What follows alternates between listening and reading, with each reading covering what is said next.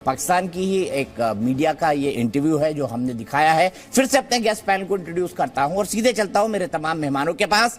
प्रेम शुक्ला जी, मैंने आपको बताया था, मेहमानों का परिचय कराया था।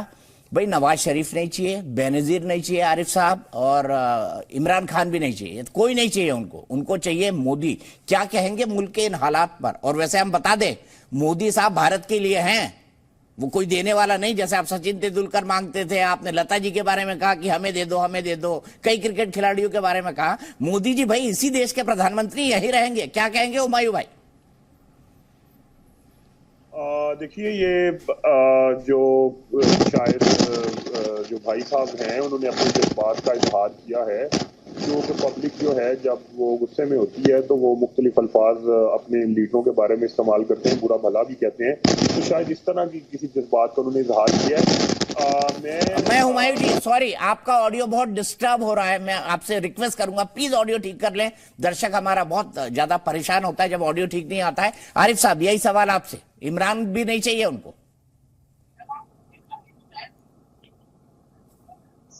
जी बिस्मिल्लाहिर्रहमानिर्रहीम। आपने पहले ही उठते ऐसी बात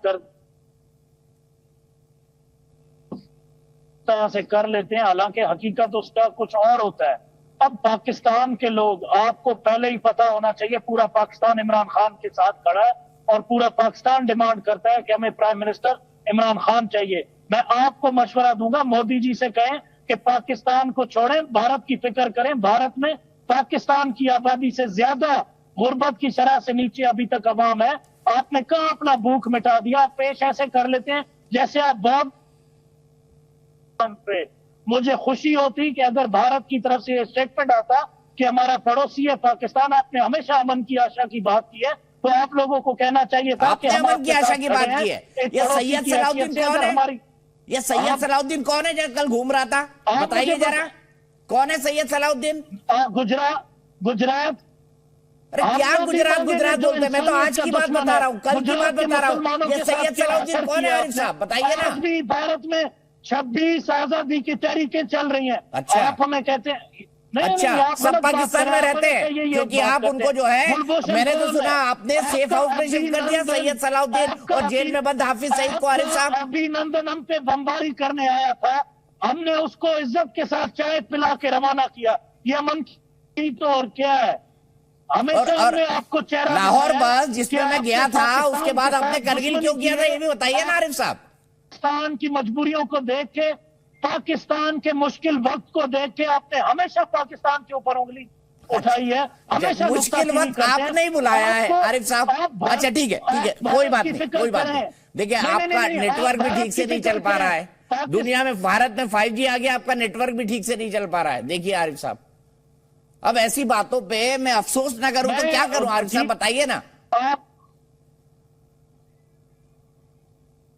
मैं आपको बता रहा हूं कि आपको अपने भारत की फिक्र करनी चाहिए। भारत में अभी भी बहुत सारे ऐसे मसाइल हैं आपके खालिस्तान। अरे सर, हम तो दुनिया, वो पाकिस्तान का आदमी बोल रहा है कि दुनिया में 5वें नंबर की इकोनॉमी बन गया है भारत। वो कह रहा है कि आपके लोगों को सीधा करने के लिए नेताओं को, ये देखिए आपका जो है टेलीकॉम कनेक्शन फिर चला गया। मैं इसके लिए कुछ नहीं कर सकता, मैं सीधे प्रेम शुक्ला जी के पास चलूंगा। प्रेम शुक्ला जी, भारत के प्रधानमंत्री तो भारत के ही है ना, मतलब हम कोई इनकी रिक्वेस्ट मानने तो वाले नहीं, क्योंकि इन्होंने लता जी के लिए भी खूब बोला, सचिन जी के लिए भी खूब बोला, कई सारे क्रिकेटर्स के लिए खूब बोला, स्टारों के लिए खूब बोला। अब तो इनको और नहीं कोई प्रधानमंत्री चाहिए। देखिए, आदरणीय नरेंद्र मोदी जी की लोकप्रियता तो वैश्विक है और विश्व का जो सबसे बड़ा लोकप्रियता का सूचकांक नापने वाली संस्था है, वह भी पिछले कई वर्षों से लोकप्रियता के सूचकांक पर आदरणीय नरेंद्र मोदी जी को सर्वोच्च स्थान पर पाती है। वो यहाँ तक कि मेक्सिको का राष्ट्रपति उनके स्तुति में बहुत अच्छी बातें करते हैं। अमेरिका के राष्ट्रपति, ब्रिटेन के राष्ट्रपति, तो पाकिस्तान के सामान्य नागरिक के मुंह से मोदी जी की प्रशंसा निकलना अत्यंत स्वाभाविक है। अब मुद्दे की बात है पाकिस्तान, जिसका गधा बहुल देश और आतंकवादी और गधों के निर्यात के अलावा जिसके पास कोई भी वैश्विक मान्यता नहीं है। पाकिस्तानी होना पूरी दुनिया में एक गाली के समान हो गया है। इसके बावजूद तो सुधरने के लिए तैयार नहीं। दूसरी तरफ भारत है जो विश्व की 5वें नंबर की अर्थव्यवस्था पिछले 8 वर्षों में बन गया, तीसरे नंबर की अर्थव्यवस्था बनने के करीब है, दुनिया में सबसे बड़ा डिजिटल, अगर कहीं डिजिटलाइजेशन हो जाए, यूपीआई पेमेंट्स 48 बिलियन लोग जहां प्रयोग कर रहे हो, चीन की संख्या से 3 गुना, पाकिस्तान की अपनी जो कुल आबादी है, उनके भूखमरों की संख्या तो सब जानते ही कि आटा कैसे उनको जो स्टेन गन से उसकी रक्षा करनी पड़ रही है, और उसकी 3 गुना आबादी को 2.5-3 वर्षों से भारत मुफ्त खाद्यान्न देने की स्थिति में है। भारत सतत जो है वो विकास की गाथा लिख रहा है। पूरे विश्व की बड़ी से बड़ी कंपनियों के सीईओ आप देखेंगे तो भारतीय मूल का व्यक्ति मिल जाएगा। ब्रिटेन, जिसके हम उपनिवेश हुआ करते थे, उस ब्रिटेन का प्रधानमंत्री भारतीय मूल का व्यक्ति हो जाता है। अमेरिका, जो सबसे बड़ी वर्तमान शक्ति है, उसके उपराष्ट्रपति पद पर भारतीय मूल से संबंधित व्यक्तित्व का जो है वहां स्थापित हो जाती है। तो भारत का एक तरफ डंका है, दूसरी तरफ उनका पाकिस्तान होना गाली हो गया है। फिर भी आप अब आतंकवाद को जो आपने पाला पोसा है, बोया पेड़ बबूल का तो आम कहां से होए, तो जो बबूल का शूल है वो जब वो धूल में मिल रहे हैं तब उनको जिस तरह से चुभ रहा है, उस पर उनके चीखने के अलावा पाकिस्तान के हाथों में कुछ नहीं है। ठीक है, मैं सीधे चलता हूं यहां से मलक अजमत साहब के पास, पाकिस्तान पीपल्स पार्टी के नेता हैं। मलक साहब, आपकी सरकार है, ये क्या सूरत हाल बन गया पाकिस्तान में? इसके बावजूद जो है आप सैयद सलाउद्दीन को घुमाना फिराना नहीं छोड़ पा रहे, जो एक ग्लोबल टेररिस्ट है। देखिए जी, मैं पीपल्स पार्टी से ताल्लुक रखता हूं। पीपल्स पार्टी वो है जुल्फिकार अली भुट्टो, बेनजीर भुट्टो शेख, और आज हमारे भुट्टो चेयरमैन है, उनके वारिस, सियासी वारिस। और आप हिस्ट्री उठाकर देख लें, तरह पीपल्स पार्टी ने मुल्क को आगे लेकर चले हैं।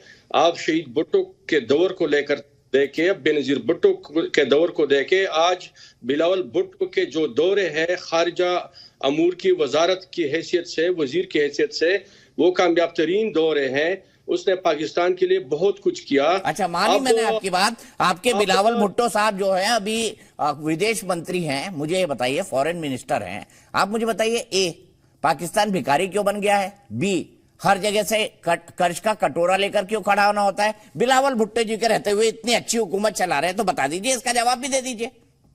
मैं बताता हूं, पाकिस्तान कहीं भी भिखारी नहीं खड़ा हुआ। पाकिस्तान ने क्लेम किया है कि क्लाइमेट चेंज की वजह से, मौसमियाती तब्दीली की वजह से जो नुकसानात तरक्की याफ्ता ममालिक के फैक्ट्रियों की वजह से पाकिस्तान को सैलाब की शक्ल में मिली है, तो इसके जिम्मेदार वही ममालिक है। जनेवा कन्वेंशन में ने कुछ बता दिया और वहां पे 9 अरब डॉलर उन लोगों ने अपने ऊपर जुर्माना रख के अदा करने की वादा किया। ये बल्कि हम अपने नुकसानात को सबूत के साथ क्लेम करते हैं। चलिए, मैंने आपकी बात बाढ़ पर मानी, लेकिन एक सवाल का जवाब और दे दीजिए मलक साहब। मैं बड़ा सीधा सवाल आपसे पूछ रहा हूं। आपने कहा क्लाइमेट चेंज के कारण, ये पेशावर में जिसने मस्जिद में ब्लास्ट करके 100 लोगों को उड़ा दिया, वो भी क्लाइमेट चेंज था?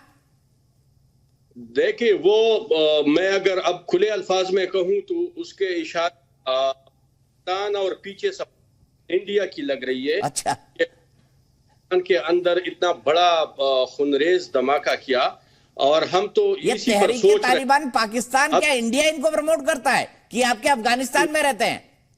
ये तालिबान के कजिन लगते हैं, कजिन।